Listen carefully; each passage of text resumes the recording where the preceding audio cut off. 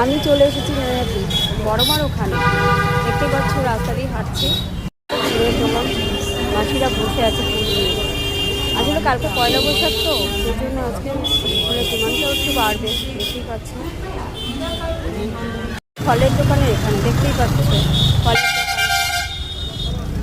দেখতেই পাচ্ছ কত রকমের ফল। ঢুকে গেলাম বড়মার গলিতে। দেখো আমি এখন বড়মার মন্দিরে যাচ্ছি। ভীষণ ভিড়, জানি না হচ্ছে বড়মাকে দর্শন করতে পারবো কিনা। দেখতেই পাচ্ছ আমার ওখানে যেতে যেতে দেখতেই পাচ্ছেন এত ভিড়, এত ভিড়।